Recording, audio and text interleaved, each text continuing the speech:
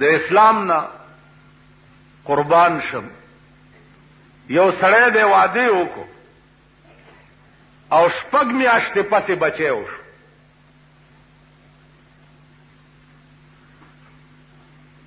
آیا شریعت کې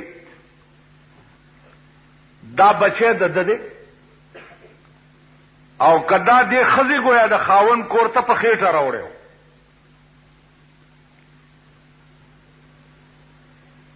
اسلام وایي چې اقله موده د حمل چې دا هغه گویا کې 6 میاشتې ده. 6 میاشتې پس چې بچی پیدا شه دا هم د دغه سړي بچی دی چې د چا په کور کې پیدا شو. په ښځه باندې به گویا کې خیال غلط نه کوي چې دا په حمل گویا کې د دې د پلار د کوره راوړي. او سطح موده د حمل چې دا هغه 10 میاشتې ده او اکثره موده د حمل چې ده هغه 2 کاله ده. یو بچی 6 میاشتې پسم پیدا کېدی شي، یو بچی 10 میاشتې پسم پیدا کېدی شي او یو بچی 2 کاله پسم پیدا کېدی شي. نو چې 2 کاله پس پیدا شي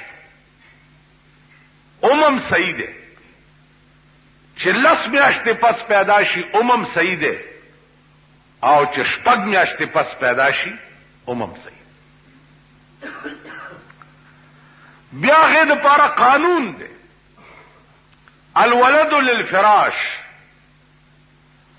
بچه د امغه چا دی چې د چا په کور کې پیدا شي. اسلام څومره لوی پرده پوخ مذهب دی. اوس حمل یو پټه خزانه ده، اس پته نه لګي. اوس مونږ ته چا سره دا ګارنټي شته چې زه مور د خپل پلار نه راوړی ما؟ شته؟ وایي که نه؟ مونږ خو ټول حلالیان دي وایو ځان ته، لیکن دا ګارنټي چا سره شته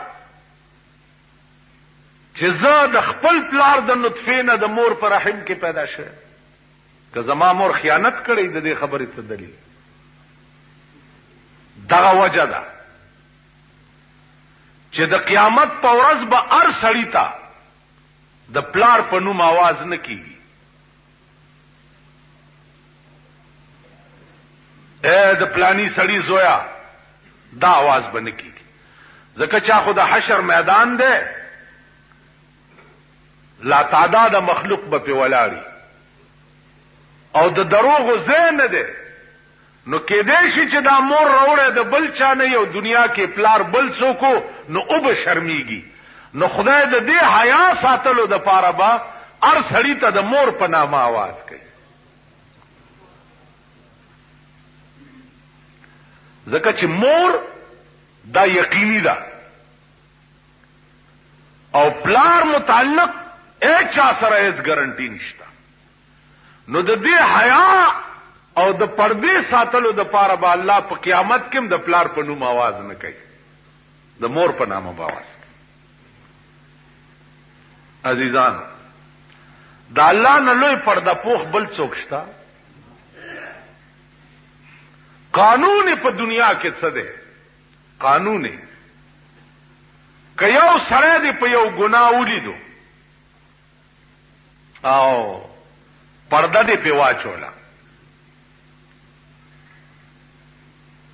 نو الله به په قیامت کې ستا په 100 ګناهونو پرده واچي او جنت ته بدی ولېږي. حدیث کې راځي جناب رسول الله صلی الله علیه وسلم فرمایي چا چې د یو نیک کار بنیاد کې خو او تر قیامت پورې هغه نیکی د پاسه تعمیر کېده او هغه سه نیکه خلقو کولی بیا نو دا اول بنیادی خودون کې چې ده دا په دې نیکه کې ور سره شریک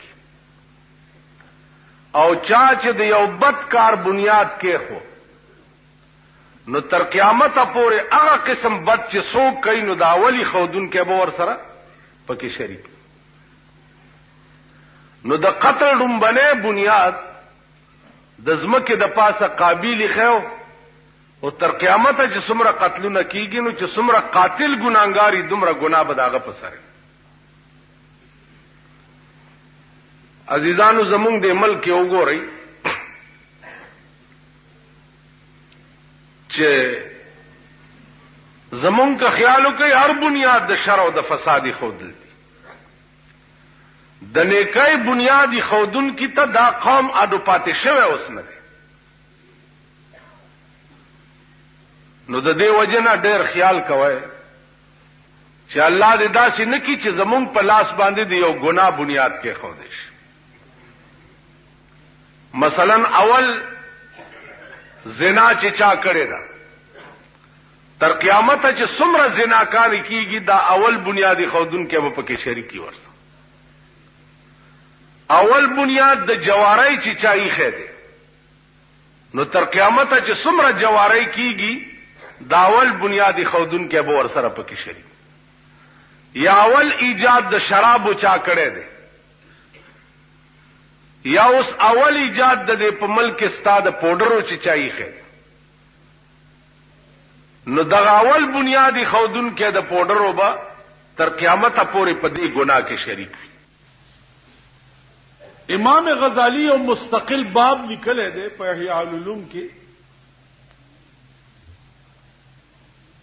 چې د مرګ نه وروسته سړی په قبر کې د روح داسې تعلق وي د بدن سره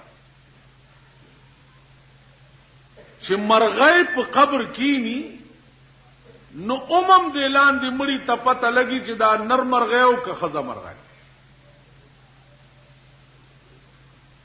بیا خپلوان چې څو وخت کې د مړي قبر تراشي نو دا مړی دا خپلوانو پراتلو انس حاصلې لکه مور مړه ده او زوی چې د قبر تراک نو مور داسې خوند او مزه د زوی پراتلو قبر ته اخلي لکه چې مور ژوندۍ وي او زوی ورته نږدې راشي او ځان ته غاړې باسي او سپي کی او خوند کوي.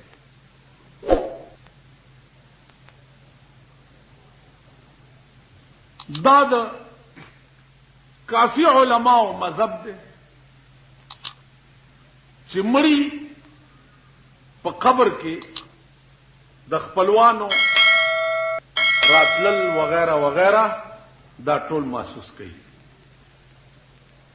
اوس قبر ته چې سړی لاړ شي علما وایي چې دی به ورته ودرېږي کوم ځای دی به د مړي خپو ته ودرېږي او هغه ځای ته به ځان مخامخ کي کوم ځای کې چې د قبر لحد وي. مثلا ډېرې خو دلته دی د خاورو او لحد لږ داسې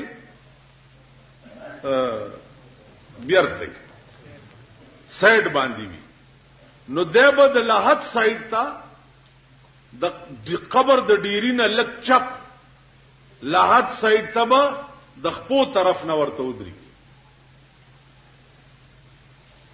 علما لیکي چې دغه ځای کې به ځکه ودرېږي چې دا سړی چې قبر ته ورشي نو دا مړی ورپسې که سر ته ولاړی نو مخ ورپسې اخواړی که ډډې ته ولاړی اخواړی په دغه مخامخ چې ورته ودرېږي نو مړی ورپسې خوځیم نه او دی ورته ښکاري.